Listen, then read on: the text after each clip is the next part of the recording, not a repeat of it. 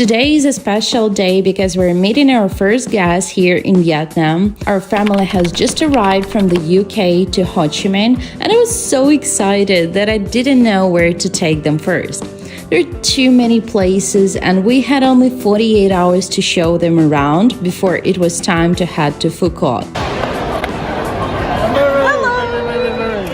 How you doing, darling? Yeah, good. Hello. They were hungry, so we took them for a bowl of pho.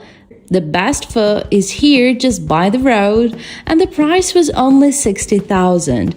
Everyday locals eat here, so we assumed it was a great place to take them. And guess what? This was the best pho they've ever had. Then we headed to the Walking Street. Fun fact, Walking Street was officially opened in April 2015 when the government decided to modernize the city and improve public spaces for residents and tourists. We went to some bars and just did a lot of people watching. One of the things that will never stop surprising me is a fire show. Mainly young people are performing on the streets. They use specific types of fuel for the fire breathing, and it looks really dangerous.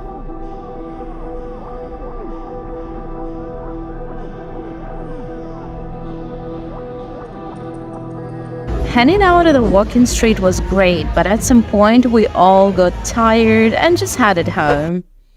In the morning, jet lag caught up with our guests. They woke up at 1, so we tried to use our time efficiently. Rented a bike and headed to another traditional place for breakfast. We all tried some rice dumplings with shrimp and some spring rolls.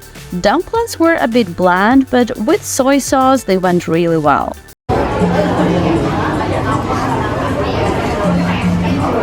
Guess you dip it in sauce a little bit.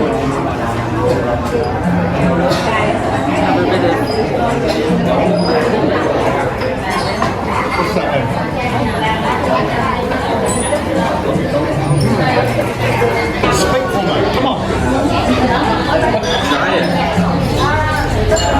After that, we visited Notre Dame Cathedral. It was constructed between 1863 and 1880. It was meant to be like this, but we were unlucky because now it's under renovation and it looks like this. We have seen a lot of beautiful buildings. The statue of Ho Chi Minh took a lot of gorgeous pictures there.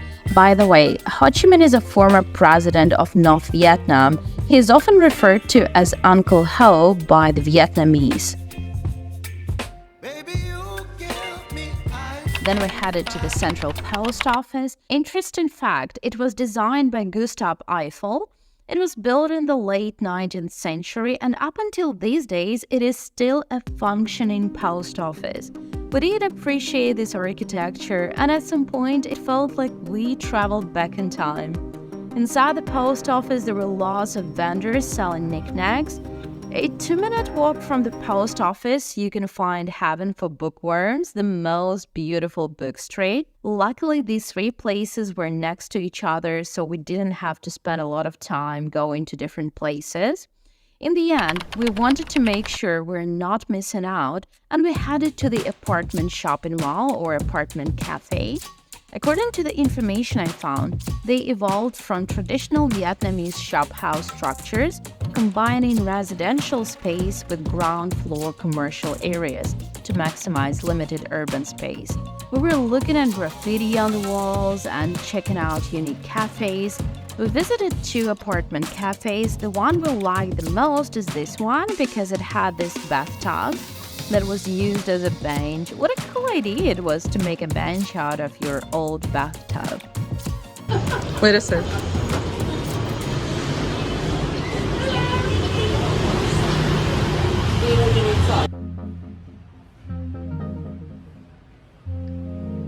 This second apartment cafe is next to the largest shopping mall. Convenient for shopping, it has many shops including vintage clothing stores, art classes, and coffee shops with beautiful views.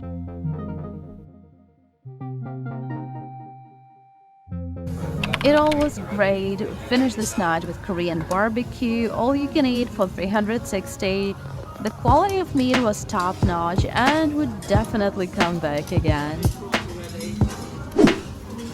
Next day, if you don't sleep for too long, you have extra time to go for a massage. But as you know, not everyone likes massages. We had it for a massage and it was the best thing we could do before our long bike trip. Stay tuned to see how we traveled by bike from Ho Chi Minh to Phu Quoc. Thank you for spending this time with us and I hope you'll enjoy your trip to Saigon.